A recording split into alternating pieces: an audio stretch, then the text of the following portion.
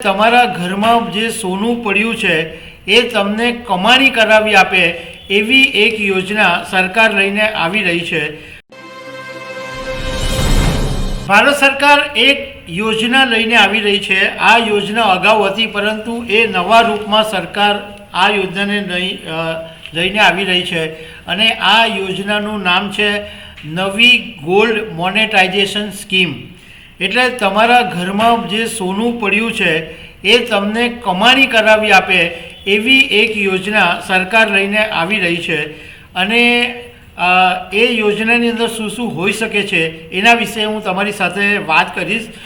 મારું નામ રાજેશ શાહ છે અને તમે જોઈ રહ્યા છો ગુજરાતના સૌથી મોટા ડિજિટલ ન્યૂઝ પ્લેટફોર્મ ખબરછે.com। તમને યાદ હશે કે થોડા સમય પહેલાં પ્રધાનમંત્રી નરેન્દ્ર મોદીએ એવું કીધું હતું કે આપણે ગોલ્ડ આયાત કરવી પડે છે, ઓઇલ આયાત કરવું પડે છે અને એના માટે વિદેશી હુંડિયામણ ખર્ચાય છે। એટલે જો જરૂર નહીં હોય તો લોકો એક વર્ષ માટે સોનાની ખરીદીથી દૂર રહે અને આ પણ એક પ્રકારની દેશભક્તિ જ છે એવું પ્રધાનમંત્રીએ કીધું હતું। આ પહેલાં સાઉથ કોરિયાની અંદર આવું જ બનેલું। એ દેશની અંદર બહુ જ ખરાબ પરિસ્થિતિ હતી અને લોકોએ ભેગા થઈને 295 ટન જેટલું સોનું સરકારને આપી દીધું હતું। ભારતની અંદર વર્ષોથી સોનાનું મહત્ત્વ છે કારણ કે લગ્ન પ્રસંગ હોય, કરિયાવર હોય કે ઇન્વેસ્ટમેન્ટ માટે લોકો સોનું ખરીદતા હોય છે। સોનું એક એવી વસ્તુ છે કે ગમે તેવી ઇમરજન્સી આવે, કટોકટી આવે, અડધી રાત્રે તમે સોનું કોઈને પણ આપો તો તમને તરત પૈસા મળી જાય। પરંતુ ભારતની અંદર કરોડો પરિવારની પાસે સોનું વર્ષો સુધી લોકરમાં અથવા ઘરની અંદર પડ્યું રહ્યું છે અને એ દેશની અર્થવ્યવસ્થામાં જરા પણ કામ નથી લાગતું। હવે સરકાર જે નવી સ્કીમ લાવી રહી છે ગોલ્ડ મોનેટાઇઝેશન સ્કીમ, તો આ સ્કીમ એટલે શું? તો એનો મતલબ એમ છે કે જો તમારી પાસે સોનાના દાગીના, સિક્કા અથવા બિસ્કિટ હોય અને એ તમારા ઘરની અંદર લોકરની અંદર નિષ્ક્રિય પડી રહ્યું હોય, એમની તમને વારંવાર જરૂર ના પડતી હોય તો એને તમે બેંક અથવા સરકાર દ્વારા જે સંસ્થાને મંજૂરી આપવામાં આવી હોય એની પાસે તમે જમા કરાવી શકો અને એના બદલામાં તમને વ્યાજ મળશે।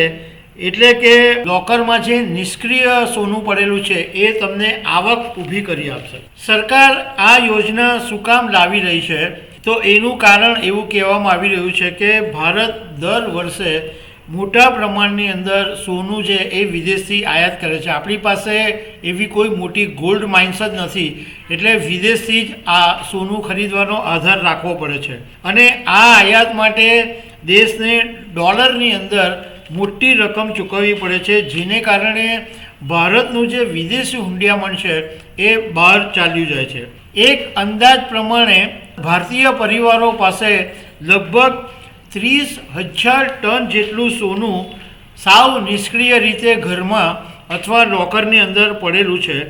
જો આમાંથી થોડું ઘણું પણ સોનું અર્થવ્યવસ્થાની અંદર આવે તો નવી આયાત કરવાની જરૂર ઓછી થઈ જાય અને અર્થતંત્રને પણ મજબૂતાઈ મળે। એને કારણે સરકાર આ યોજના લાવી રહી છે। હવે એકચ્યુઅલી તો આ યોજના 2015માં પણ હતી અને આને પણ ગોલ્ડ મોનેટાઇઝેશન સ્કીમ નામ આપવામાં આવેલું હતું અને આજે એ સ્કીમને 11 વર્ષ થઈ ગયા પરંતુ અત્યાર સુધી માત્ર 39 ટન જ સોનું જમા થયું છે। આ સ્કીમની નિષ્ફળતા માટે જાણકારોનું કહેવું એમ છે કે એની અંદર પ્રક્રિયા બહુ જ લાંબી હતી। માત્ર કેટલીક બેન્કોની અંદર જ આ સુવિધા હતી। આ ઉપરાંત દાગીનાને ઓગાળી નાખવામાં આવતા હતા એટલે એક ભાવાત્મક લાગણી જે ગોલ્ડની સાથે જોડાયેલી હતી એનાથી લોકોને નહોતું ગમતું અને લોકોનો વિશ્વાસ ઓછો હતો। પરંતુ સરકાર હવે જે નવી યોજના બનાવી રહી છે એમાં ઘણું બધું કેટલાક ફેરફારો આવી શકે છે અને સૌથી મોટો ફેરફાર એ હોઈ શકે છે કે સરકાર આ વખતે દેશભરના જે જ્વેલર્સ છે એમને કલેક્શન પાર્ટનર બનાવી શકે છે।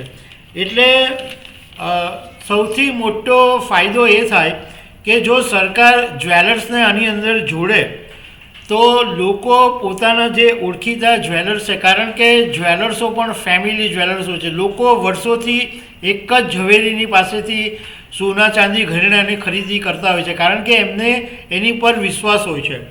તો જો જ્વેલર્સને આવું કલેક્શન પાર્ટનર બનાવવામાં આવે તો લોકો ઝવેરીની પાસે સોનું જમા કરાવવામાં અચકાશે નહીં. એ પ્રક્રિયા ખૂબ જ સરળ બની જશે. આમાં સરકારને કેટલો ફાયદો થશે? તો જો ભારતમાં લોકોના ઘરમાં પડેલું 5% સોનું પણ જો માર્કેટની અંદર આવે તો સરકારને લગભગ $90 અબજ લિક્વિડિટી અર્થવ્યવસ્થામાં સરકાર લાવી શકે. 5 ટન સોનું એટલે 30,000ના મુજબ જો આપણે કેલ્ક્યુલેશન કરીએ તો લગભગ 1,500 ટન જેટલું પણ સોનું જો લોકો બેંકોમાં અથવા સરકાર પાસે જમા કરાવે અને એનું જો વ્યાજ મેળવે તો આ સોનું અર્થવ્યવસ્થામાં આવે, વિદેશી હુંડિયામણની બચત થાય અને દેશની અર્થવ્યવસ્થા છે એ જબરજસ્ત મજબૂત થઈ જાય.